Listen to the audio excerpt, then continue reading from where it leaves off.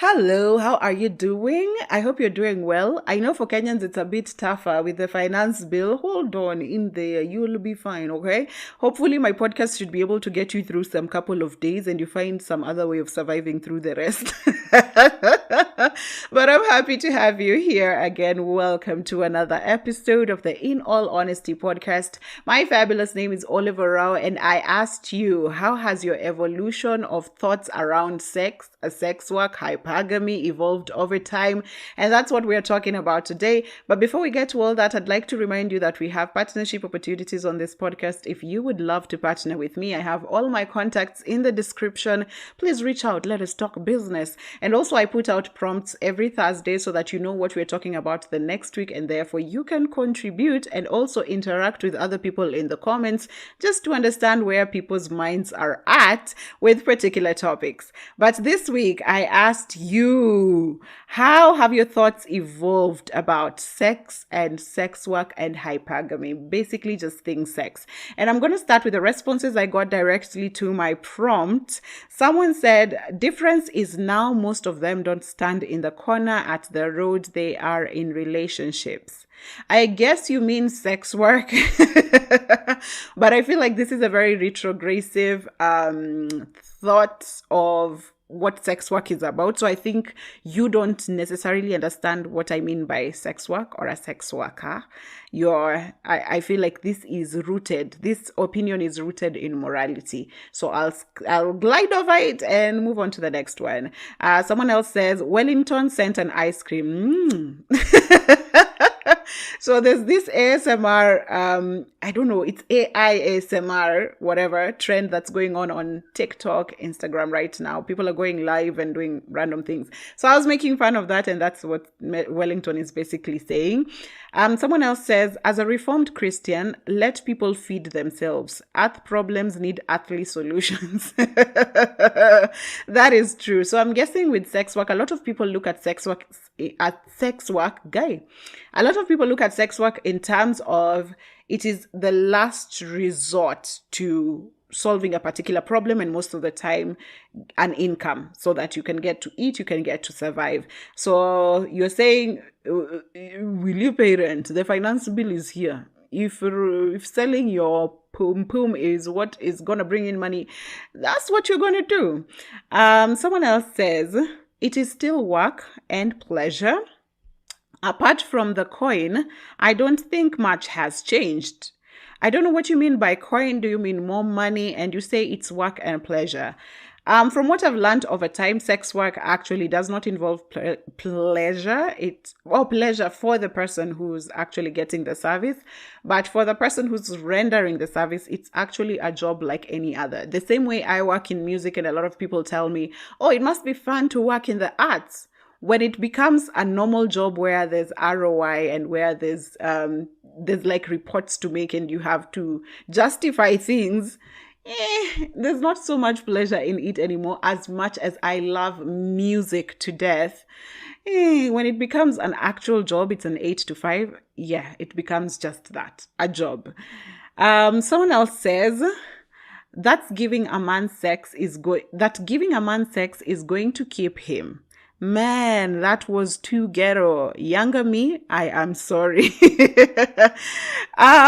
This is one of the things that we were taught, and not taught per se, but we grew up hearing. So we had, when someone was divorced or when someone was left with their man, it was mostly, oh, there's something they were doing wrong. And it was hashed that that woman probably was not doing the most in bed. They were not pleasuring their man. You'd let yourself go. You're not sexy for your man. There was a lot of stigma around women just not satisfying their men, and that being the case for sex being reserved for the pleasure of men. But we are glad we grew out of it. Yeah, we know better now, because yes, girl, it was Someone else says, hustle ni hustle, juwe, things are thick. I don't judge harshly anyone. So you also consider sex work hustle. And again, I do not dispute this. A lot of us think of sex work as the last resort, as something that you need to do to make ends meet. And that is why we're thinking of it from the point of you gotta do what you gotta do. It's hustle, right? You have to get in the money. So we'll get to address whether you can actually do sex out of a choice, like the way you'd choose a career. I love engineering, I love media. Like, is that something that we also think about when it comes to sex work? Someone else says, never been one to judge. Not something I would do though. I lack skill, determination, and work ethics required. I have never seen a truer statement. A lot of us think, oh, you're a sex worker, or you're just selling sex. That's all. But if you were asked to prostitute today, do you think you have what it takes? Do you think you have what it takes to be an actual escort today? Do you think you have that? Well, a question to ponder upon. So when you think about sex, please understand that when you think about sex work, please understand that sex work is work too. And if you were given the opportunity, if you were told this is how to make your money, do you have what it takes? The same way a lot of people think, oh, the arts. I get to experience this a lot because of how I write. A lot of people come to me and they're like, just write something for me. It comes easy to you. You should be able to do it in a few minutes, right? At the end of the day, it's still work. When you approach me and tell me, write this for me, you know that I do charge for that. Yes, it comes easily to me, but then that's where I also get my daily bread, right? Someone else says, prostitution is just but a generational thing, if not witchcraft. It's horrible. Let's pray. That is coming deeply rooted from a religion, morality point of view, so I will not address that statement. Someone else says, poverty is the enemy. That's all for now. Thank you for your time. Thank you. I hear a lot of girls who've excelled in their life, and they usually use this statement and they say, poverty is the enemy. Let no one lie to you. Your neighbor is not your enemy. Someone from a different tribe is not your enemy. The only thing that separates us from other people who access privilege is poverty. So as long as you remember that in your head, poverty is the enemy. No one else is. Wherever you're doing, just make sure you're practicing everything within human ethics. But lack of money dehumanizes you. And that is an episode on its own that we'll talk about. Someone else says, if it is not your vagina, if they are safe and cognizant of their work context, why are you concerned? Exactly. Because we come from a culture, I think as Africans generally, we come from a very communal culture where one thing belongs to someone else. The child everyone in the neighborhood is responsible for particular children. So I think we extended that into this world where we are a bit more individualistic and people still feel like, whatever you're doing outside there is still my business. No, it's not. You should understand that it is actually not.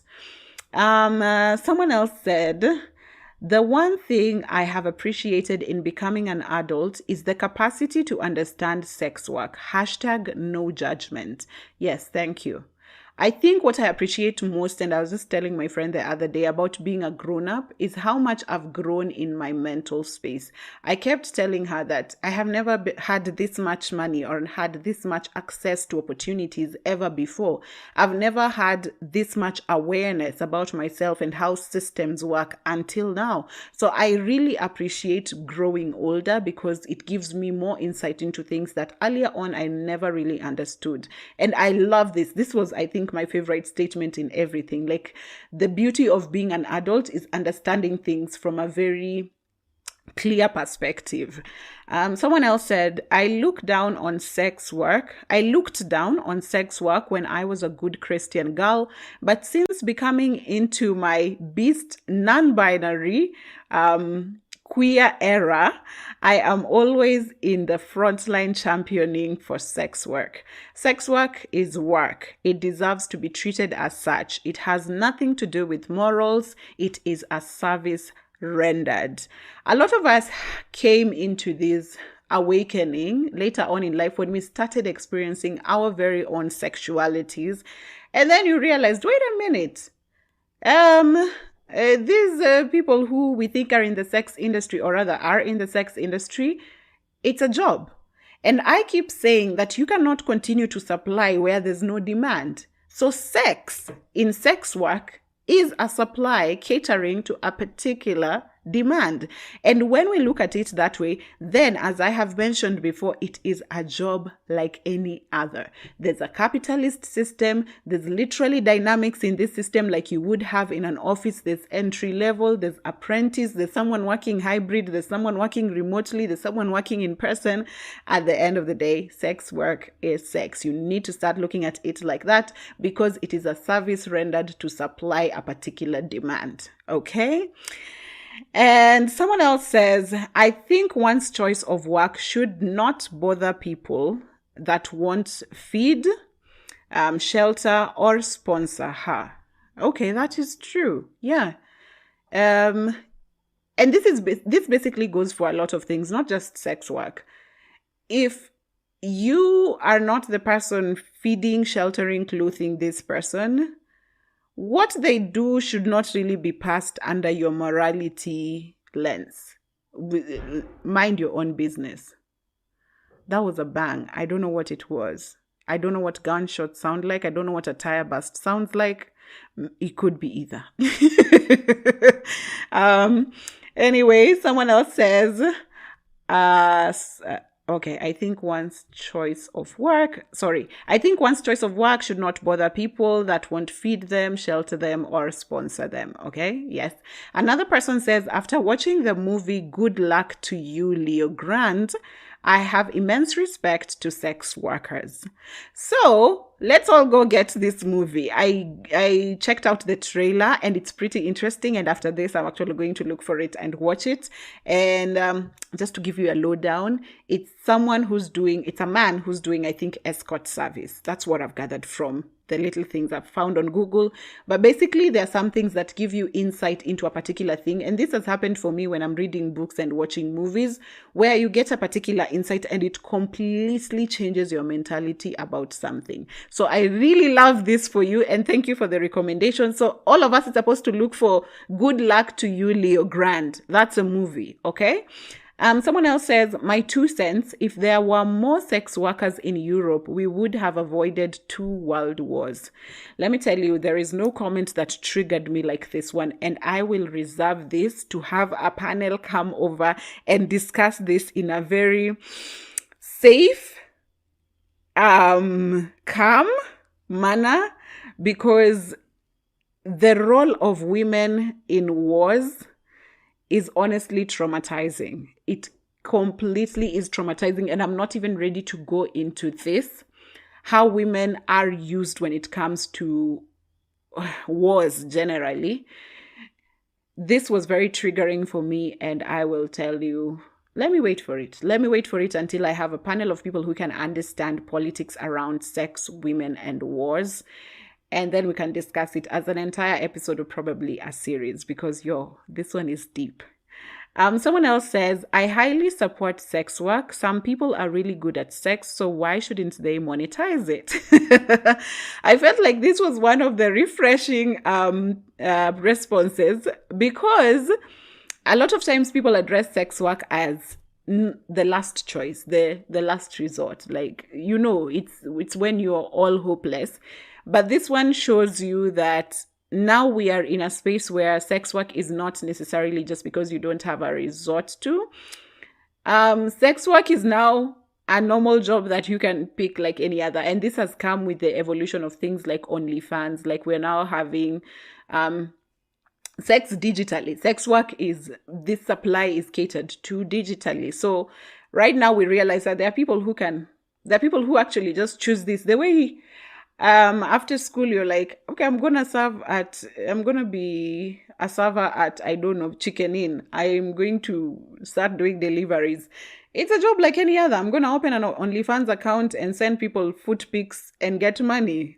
Yeah, I like that now we're moving into a space where sex work is like some sort of choice, and it doesn't have to come from a traumatic point. Yeah, I guess I hope I've explained my thoughts clearly on that.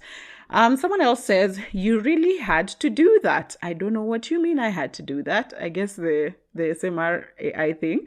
I'll F prostitutes once in a while. It is contractual minus the feelings. Yeah, okay. I was happy to actually find a confession for people who actually get the services of sex workers. And I think I liked this. It was quite respectful. And what I just need to emphasize is I hope you are treating them with the respect that they deserve, because a lot of times sex workers don't get respect from the general public, including the people who go in for their services. It's sort of like they're second-class citizens, and I hate that. We'll discuss about that probably towards the end of this episode. Someone else says, I've always deeply admired sex workers. I think they know something the rest of us don't. I wouldn't say sex workers know something that we don't, but sex workers have realized something that the rest of us probably haven't gotten to a point of realizing, and that's why they're okay. Like this is a job that not so many people view in high regard, but I keep at it. I know what I'm gaining from it. So yes, there could be something they know that the rest of us just do not know. Someone else says, may God continue to bless them, especially those who do it professionally, to escape that phase. Again, I think this is another opinion or a response that's coming in from a religious point of view and from a morality stance. So again, I will not address it.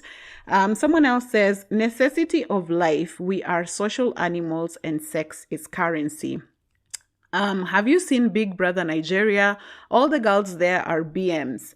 I don't know what BM is. I've tried looking it up. I try to understand.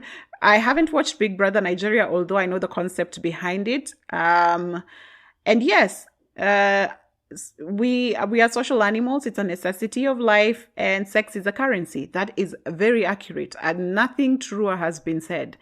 Sex is actually a currency. It's the only other currency I know apart from money.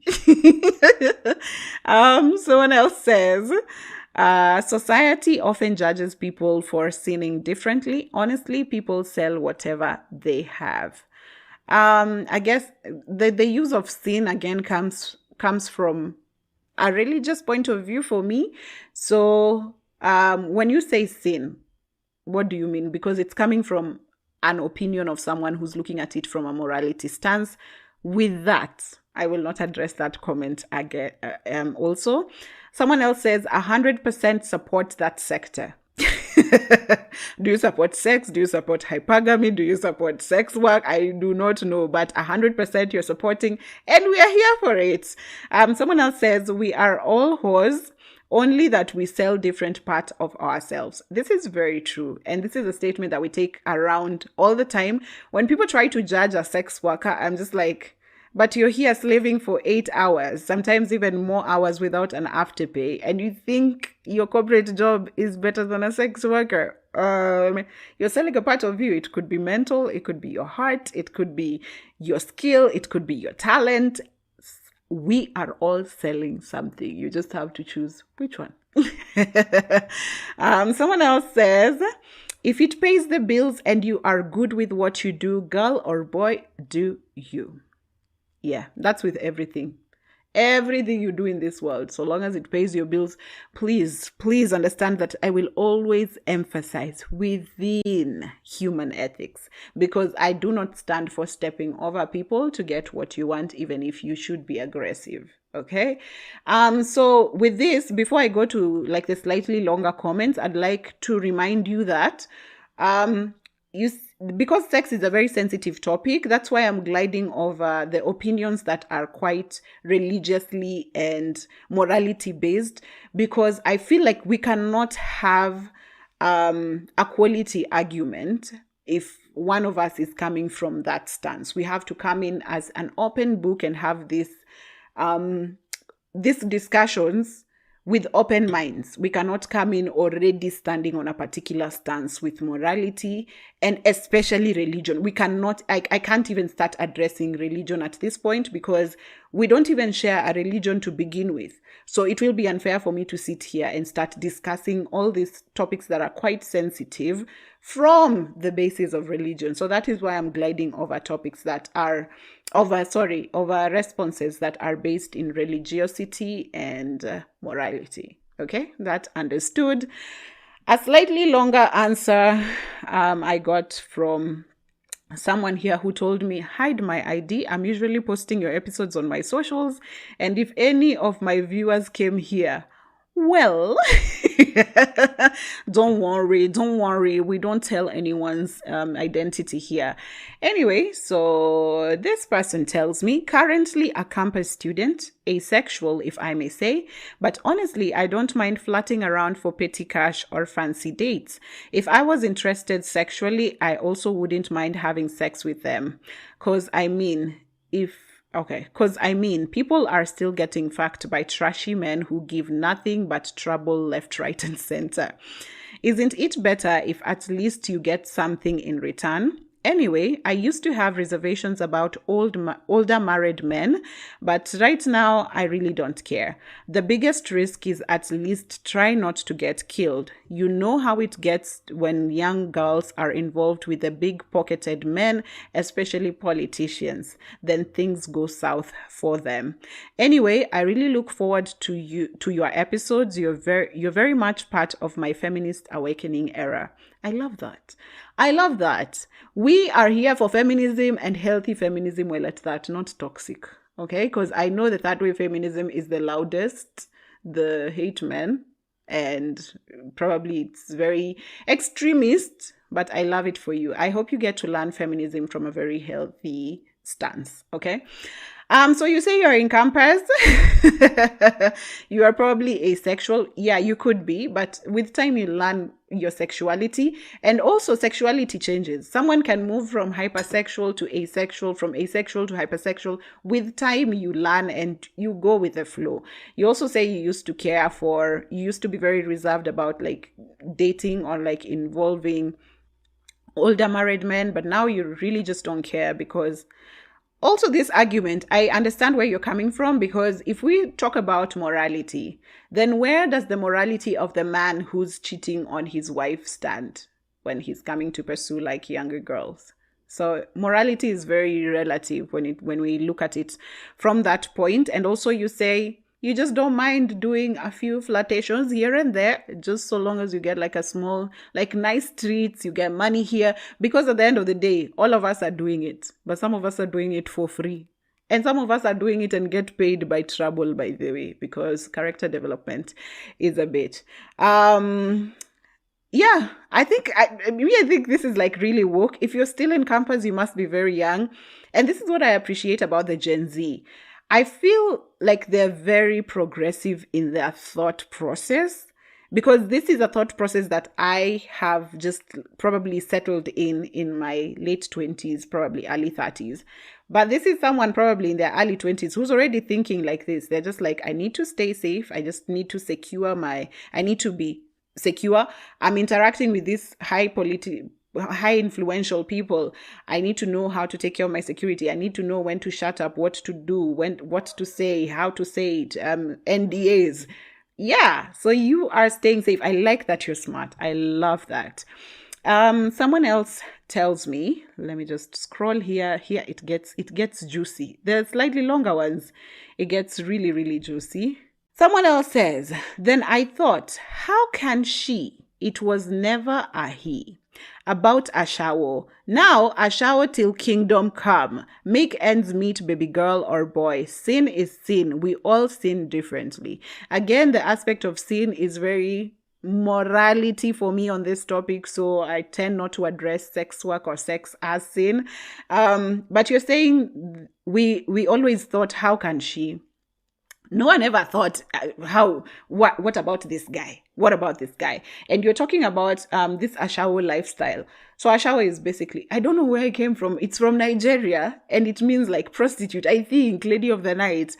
But this Ashawo lifestyle is basically something we judged women harshly about. But would Ashawo lifestyle exist without someone demanding for it to exist. It serves supply to a particular demand. And that demand was mostly men. So now you're just like, a shower for life. Baby girl, a shower, please. A shower in peace. Someone else says, hello. Okay, this is my 2 cents about sex work. If a woman loves this type of work and craves it in her soul, then she should pursue it as a career.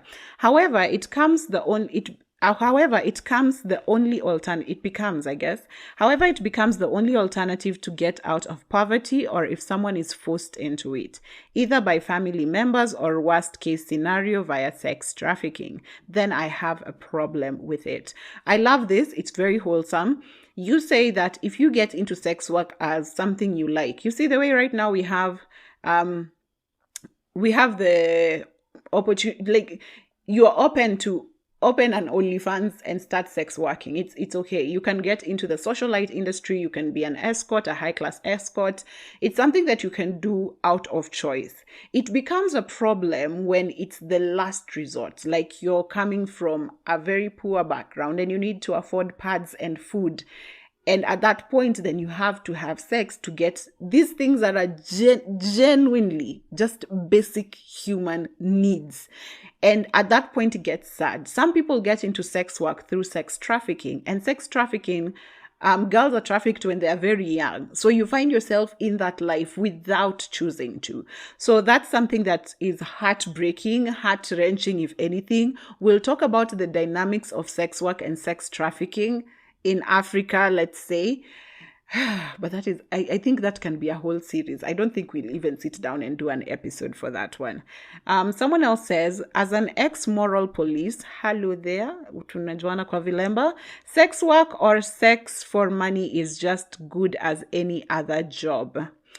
But for real, after dating for so many years and accepting the bare minimum just because I don't make demands or requests, I envy the girlies who have transactional sex, the boldness and the self-awareness. Yeah, I think it's for girls who started having sex earlier for like as a transaction to gain something from it, we really admire you, because us, we are out here doing the most for nothing.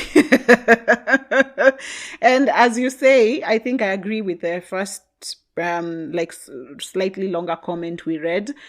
It's work at the end of the day. You're gonna get bare minimum for the same thing. So here is the thing I keep saying, that there's a girl who said on TikTok that I dated men and I asked for nothing. I was being low maintenance. I asked for nothing. I was easy to be with. But even when I asked for nothing, I still received less. So keep that in mind. You will ask for nothing and you will still receive less. Someone else says, hi, Olive. Hope you are well. It's me again. So I used to perceive sex work and prostitution like the worstest sin. Yani zile za, how can someone engage in such a thing? Kwani mtu hajiheshimu, etc. Now, as an adult, knowing people who actually get into relationships and pretend they are in love just because they don't have the luxury to wait for their perfect partner. Maybe someone has lost their job, has no parents, estranged extended family with siblings, depending on them, etc. I mean, listening to the stories of sex workers and hearing circumstances that led them there, don't even get me started on whatever they go through in these streets just because people don't respect their type of work. Anyway, right now, I just be like, you do what you gotta do. Whatever imefikisha mtu hapo mi sijui. Like, we are not all the same and our circumstances are very different, so no judgment here. Sijui kama I've gotten carried away na kutetea, but hope I've answered the question. Thank you very much. No, you didn't get carried away. I think this was quite articulate. Yes, from where we are right now, how we understand sex, it was a last resort to people who didn't have a means to an end. And so when you hear the stories are just full of trauma. And let me tell you, them exchanging sex for money is probably the least worst experience they've had. And as you've heard, she's also interacted with people who are in sex work. And this is very common. They get treated badly by their customers and by people generally. And it's horrible. And this is why I feel like sex work should probably be legalized so that it is also regulated. And let me tell you guys, morality. If sex work is legalized, that means it can be taxed. That means it can be regulated. And that also means that the sex workers can be assured of security. They can also go and report assault and they will not be stigmatized for that. They also can have access to healthcare, good access to healthcare, because there's no stigma around it. They also can invest in things. You can go and actually say, I am an escort. I earn this much per month. I want to invest in this and that. So at the end of the day, it is work, and I feel like we should evolve into a space where there's respect for sex workers, because right now they're treated like second-class citizens and they're honestly human. And people who do that, you're just a horrible person. Someone else says, I used to judge them harshly, by the way. I was always like, can't they start another biz, like at a grocery, kibanda? Until I grew up, life ikanigonga to a point of almost starting it. Though I never did, but I stopped judging them. Also, I've realized we sometimes practice prostitution when we are in relationships with people we don't love, just so we could get money. Them baba things also qualifies as sex work. So nowadays, I don't judge. Maybe we've all done it. So si lazima usimame hapo kwa barabara. Si lazima usimame hapo kwa barabara usiku to qualify. I only hope they take precautions like kina PrEP and the likes. They should introduce condoms for not kissing for kissing, because I hate kissing people and I'd used to. Okay, so they should introduce lips condom because you hate kissing people. Then just don't kiss people. Anyway, you're saying you really don't judge. All of us came from a point of judging because this was something that was really shamed. And let me tell you, not even sex work. Sex work is like up there. Sex itself was shamed. So we're not even getting to sex work. So for us African people, that was a place we don't even go to. Someone else says, sex work personally never gave it a thought, other than when growing up, we knew it was a sin and wrong. But now, honestly, some are looking for ways to take care of their families. So who are we to judge? See, hata Jesus didn't shame the prostitute. I actually see it as a demand and supply business. Sikuna demand, sambona watu wakose kusupply.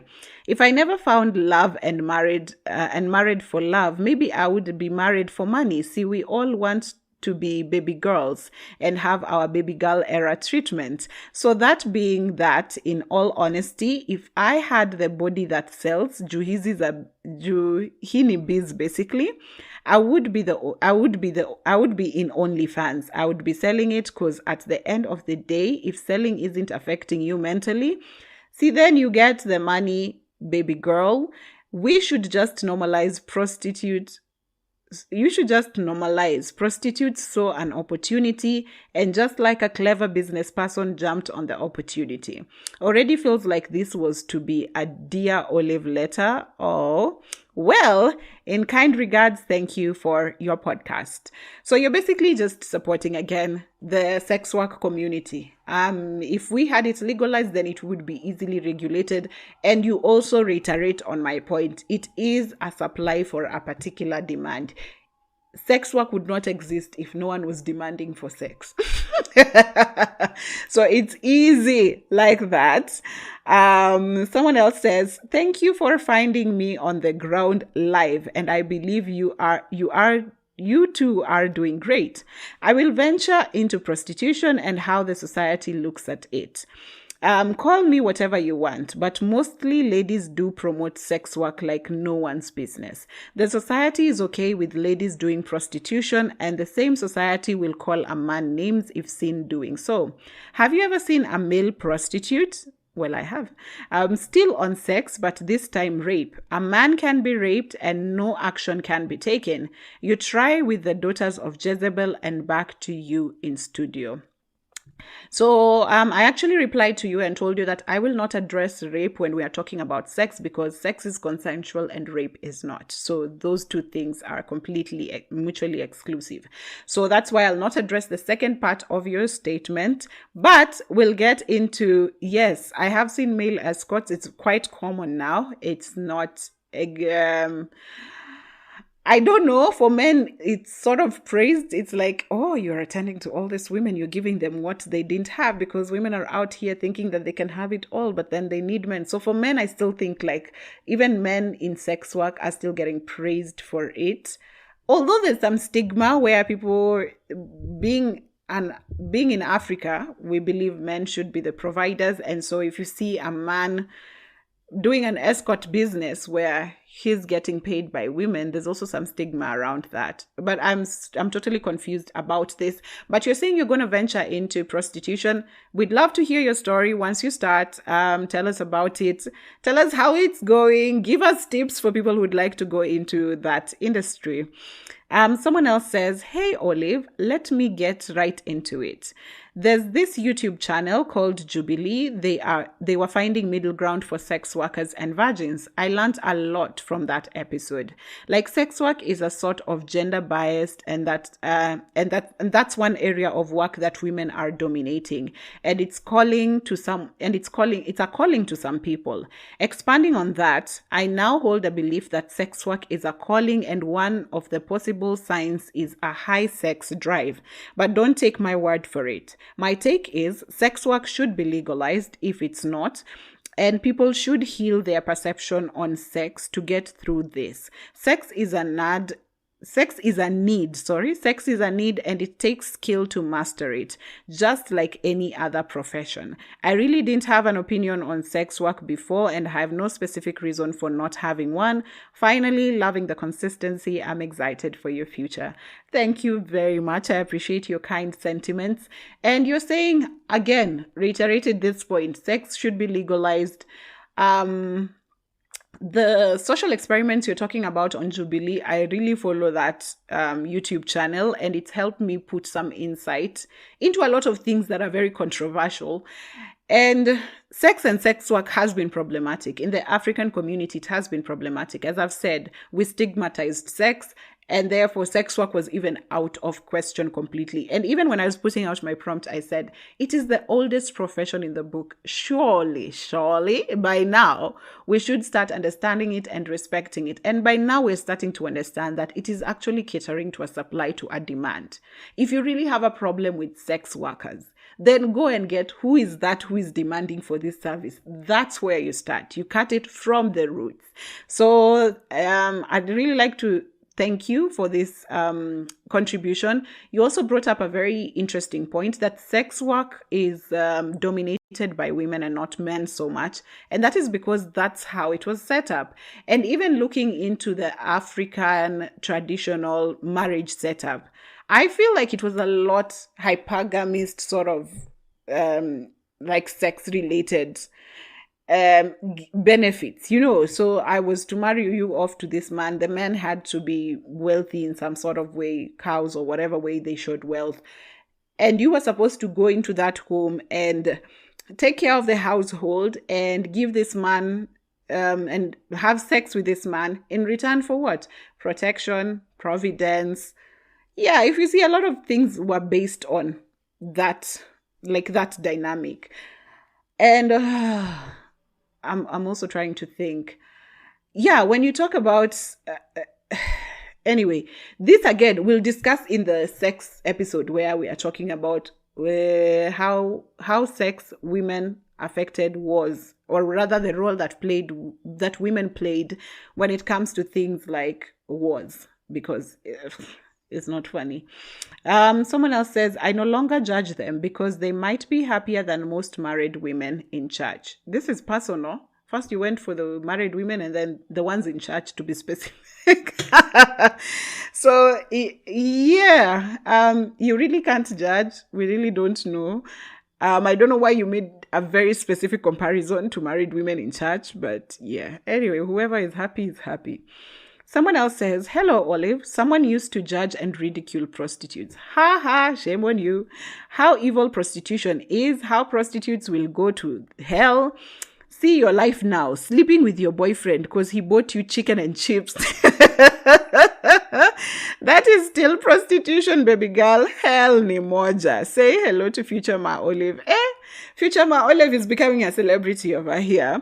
But anyway, you've been bought chicken and chips and you're giving it away. Someone else is giving it away for a mansion. Someone else is giving it away for 100K. So you say that we are all prostitutes in some way. I don't deny it. I'm not affirming it. I'm just saying this is funny.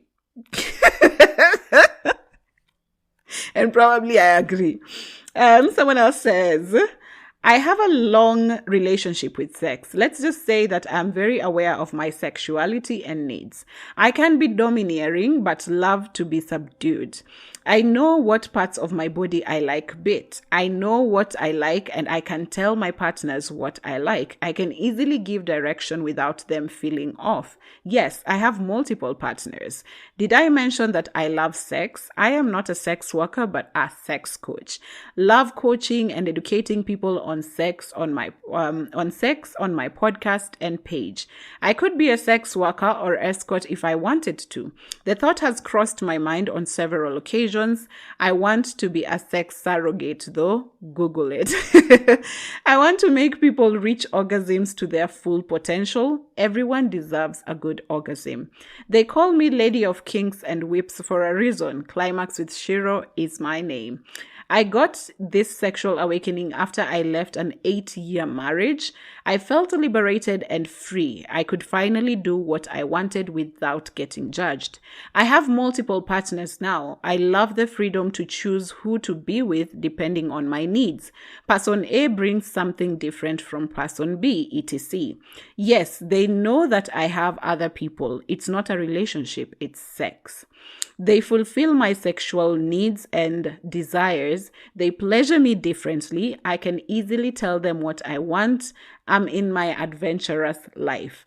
I want to explore my sexual fantasies. All things considered, my sexual health is my priority. I remember watching She's Gotta Have It, a series on sexual liberation, and I was like, this needs to be me. Here we are now. Very wholesome. 8-year marriage and then got into your sex liberation era. Man, you're probably having you've tasted the entire spectrum, like you know the entire thing, and you seem to know exactly what you want, which is what we are hoping for when it comes to this sex liberalization around sex, right? That's what we're looking for. We're looking for people to be open in communication. She says she has multiple partners, and all these partners know that you're not the only one, because we're not here for a relationship. We're here for sex. And I'll tell you what I want so that I am pleased and I have my orgasms. And you too, I do my best and make sure that you also can communicate and feel safe in this space, and you too get to have pleasure during this experience, which is honestly very beautiful to me. And I love this for you, Climax with Shiro. So I guess she has a podcast. Okay, she does. She has a podcast and a page where she does sex coaching. And when she said sex surrogate, if I remember it right. So a sex surrogate is someone who is in the room when you are having sex, and they literally coach you. They physically coach you how to have sex, or how to pleasure your partner, or how your partner can pleasure you. Literally, they're in the room when you're doing the act. Yeah, if I remember right, that's the sex surrogate thing. This is someone else who says, this one is long, but we'll get through it. I am the master. So this is on a hypergamy. I'm the master of clownery in relationships, funding grown men's lives. I can't date a man who's on the same level as me. He must be of a higher status. This is because I wanted to be treated well. A man who attends to my needs emotionally and financially. Before you say no and disagree with me, that such men exist, I assure you, they exist. Money attracts money. In this endeavor of dating men with money or being given baby girl treatment, even by the lesser, I make sure that I look like money. I change how I dress, walk, speak, and bought expensive hair and outfits. I even learned my makeup. When I step out, I smell, look, breathe money, elegance, and class, sophistication. I've had my experience not too long ago. I dated a man who was of a higher financial class. We met at an event and I had dressed the part. I looked like a lady who knew what she wanted. Before approaching me, one would stutter and check themselves first. That set the pace of how he'd treat me, and he went above and beyond. He took me to lavish places for dates, places I'd mentioned. He'd pick me and drop me home or get me an Uber and make sure that I shared my ride with him. He'd even tip the drivers. Our first night was spent in one of the hotels in Nairobi. He spent a pretty penny. He made sure that I had expensive drinks, my fave food and snacks when I spent the night at his place. We were supposed to go to Maldives for a vacation before we broke up. It didn't work out, but he set the pace of the kind of standards I want from a man. I still look lavish and elegant. When a man approaches me, he knows that he must meet me at my level or exit the building.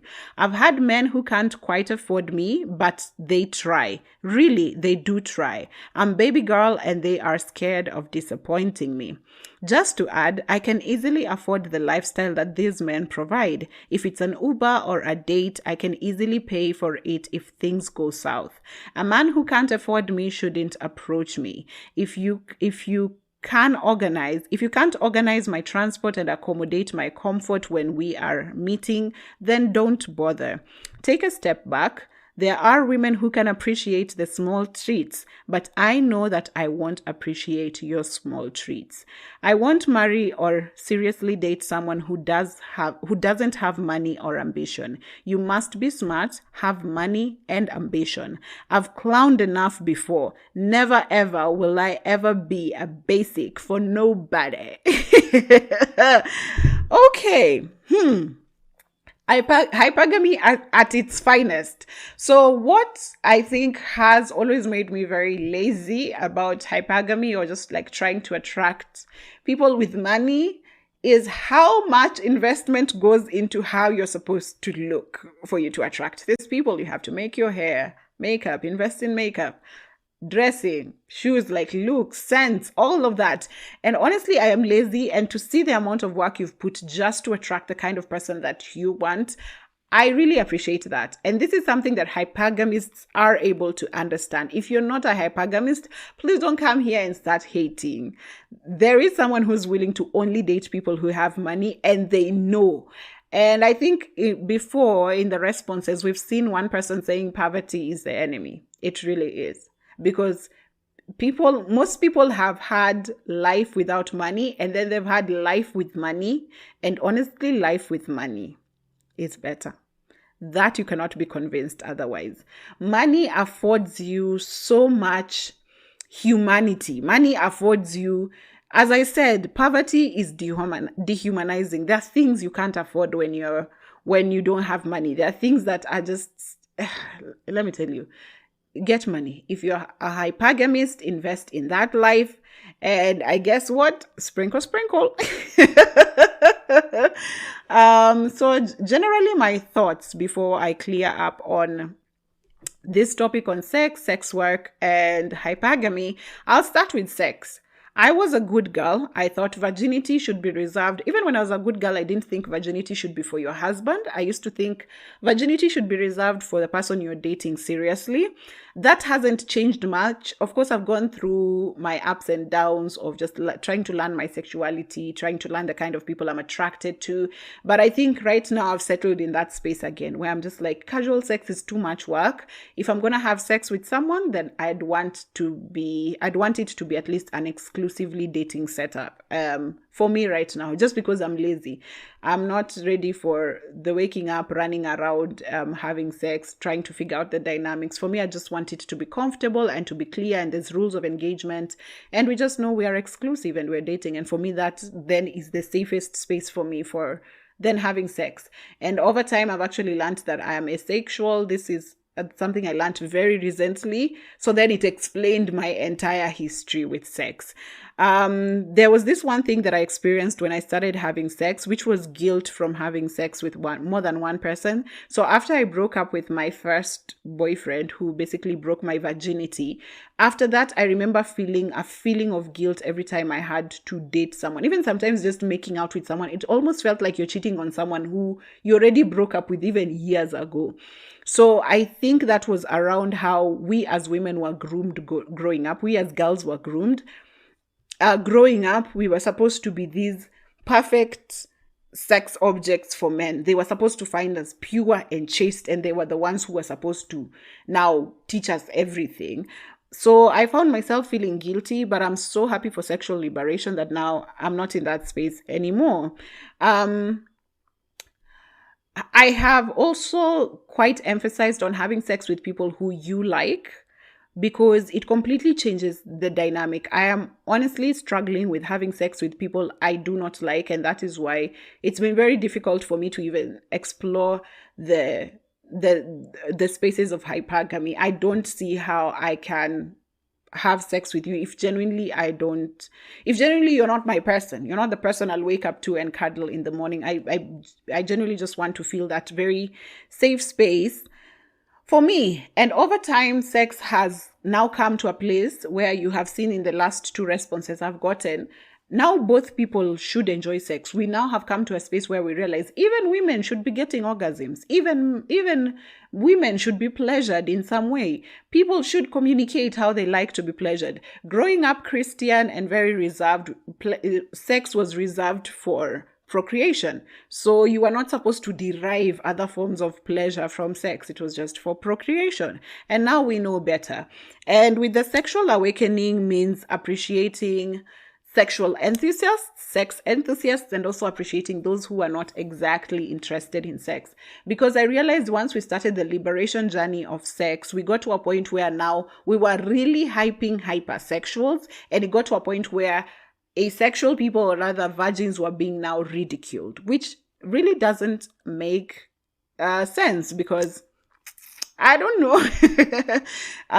It should be all inclusive. If you're the kind of person who's literally sex liberated, you should be able to respect people who don't want to have sex and people who do want to have sex. So because I've seen a lot of disrespect around celibacy, I am involuntarily celibate because I chose my peace, and I chose it so fiercely that I realized my bar for who I'll have in my life is very high.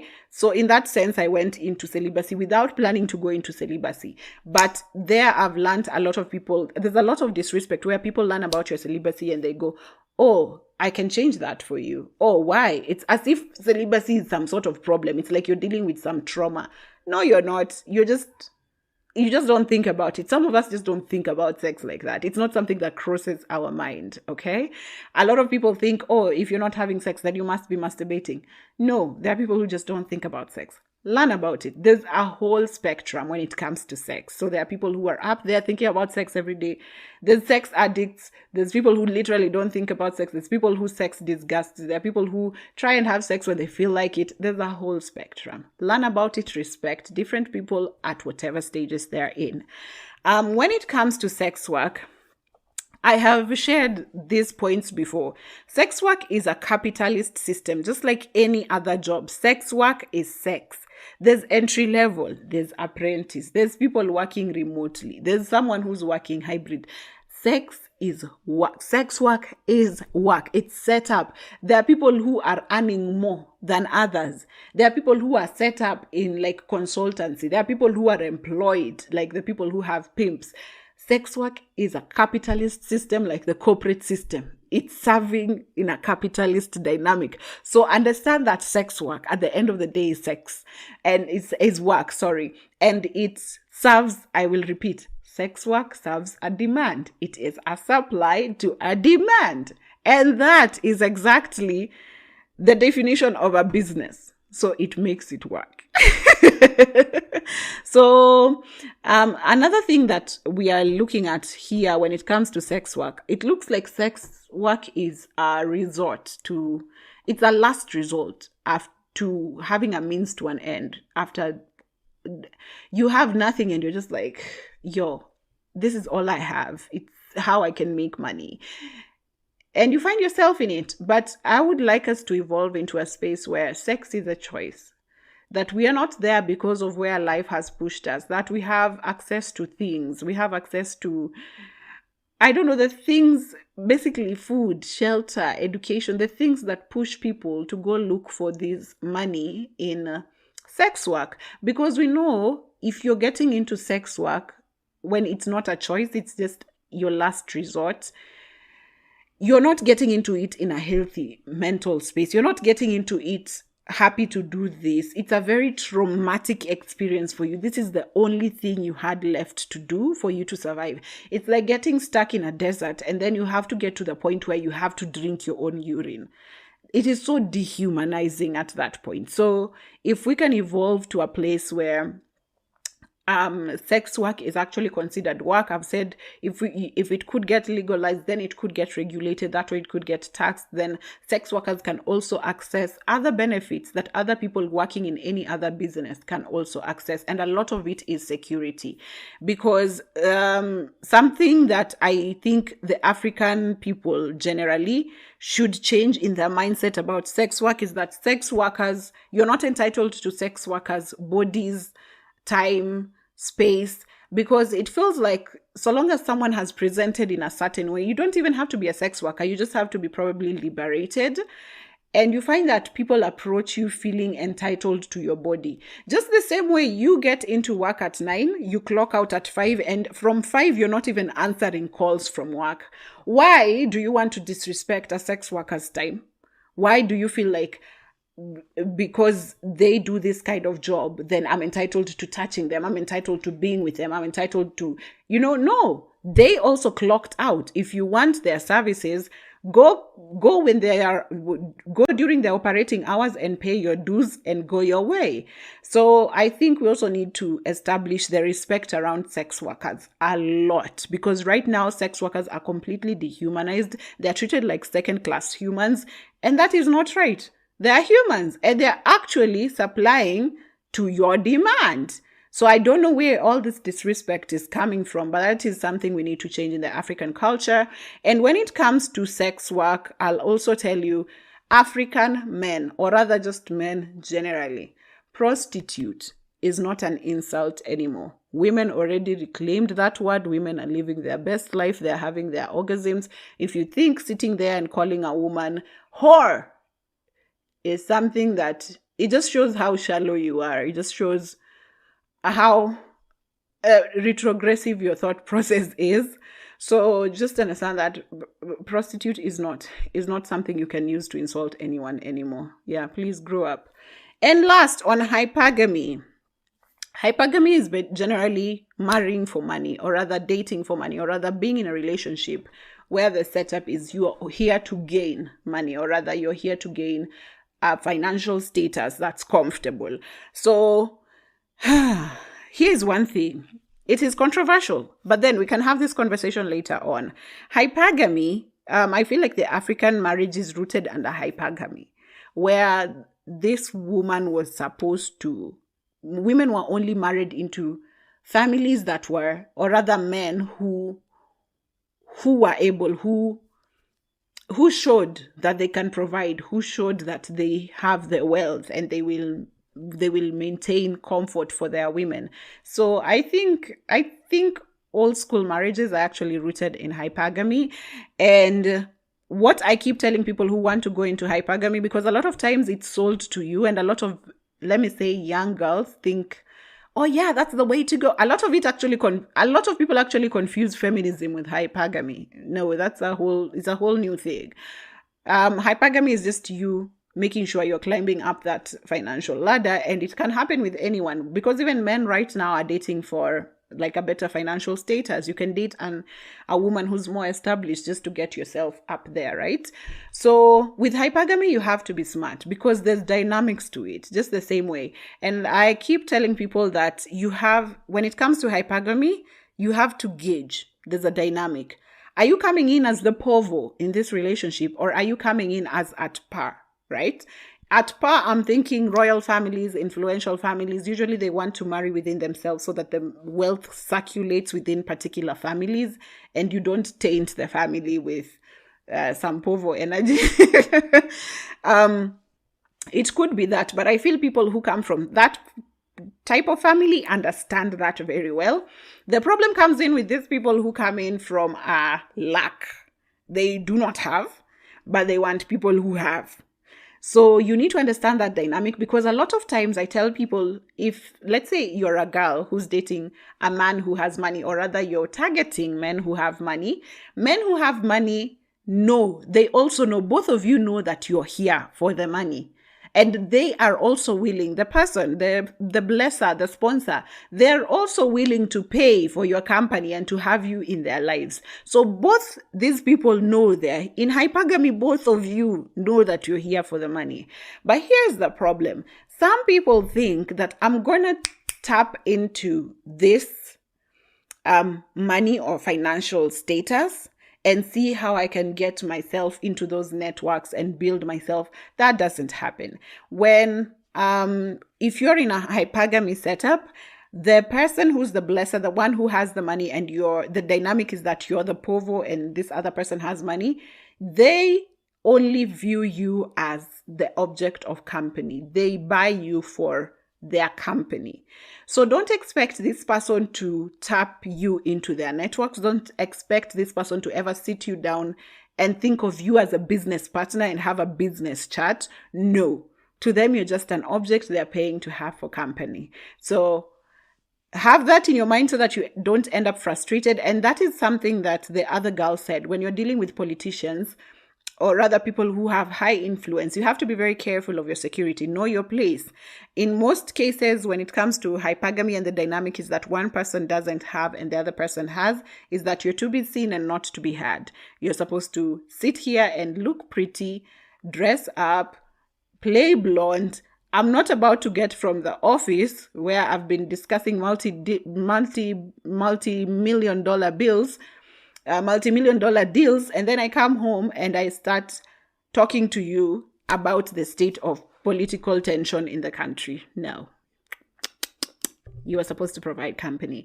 So just think of it that way. If for hypergamy, you have to be really smart. And I think some of the things that I see mistakes that people make in hypergamy, especially young girls, is to get invested emotionally and forget if this relationship began on basis of hypergamy. Basically, one person has money, the other person is coming to gain from that money. You're not about to get lucky or get in the business leagues, or I don't know. You will get, the only way I feel like you can leverage on this is if you get money you do get money from them directly, then invest in your own things by yourself. But thinking that now you're going to be at par with this person and sit down and discuss business, that's not going to happen in hypergamy setups where one person is the povo. That only happens in hypergamy setups where both of you are just as influential and both of you have the same, something to lose that's quite valuable. So that's why I was talking about royal families and influential families. Last thing about hypergamy is that I am not a hypergamist. I tried to flirt with the idea. I don't seem to be. I think anything relationshipy, anything that makes me work a bit more, I do not have the time for it. I feel like I'm a very peaceful person. I've established a very peaceful life as a single woman. And for anything to interrupt that, it can only offer the same amount of peace, or it can only offer way more peace than I have right now. So peace and happiness is very key for me. And that is why probably everything on this list that we're discussing today is something I'm not even experiencing at the moment. And I don't feel like I even see it in the near future. I don't see myself having sex casually. I don't see myself marrying for money. I don't see myself getting into sex work by choice, because all of this just seems to be something that will require more of me, or will require more of my mental space, and that will take away from my peace. And I'm very keen about my peace. So for as long as I don't need to be in these situations, for as long as I'm not pushed into those situations, I don't think I would do so out of choice. Yeah. But anyway, those are my thoughts on sex work, and hypergamy. I didn't expect for it. When I was giving out the prompt in my head, I was just thinking sex work, hypergamy, the same thing. But I didn't think that it was so layered. I didn't think that we'd go into such a layered conversation. And so I'm thinking also, when I start season 4, when we'll be having more guests on the podcast, I will start to do these topics again, but now with a wider variety of opinions and people who have different experiences. And we can get to talk to them, to talk about this from that level as well, and get like a wider perspective from different people. But for now, I am happy with the discussion that we had today. It was a lot. We are back with our long episodes again. Oh yeah, we are. But with that, I will close this episode and say thank you very much for being as supportive as you are. You are because I am. I be because you've been. I am so grateful. But that brings us to the end of another episode of the In All Honesty podcast. My fabulous name is Oliver Rao. Do have yourself a lovely week ahead. Bye.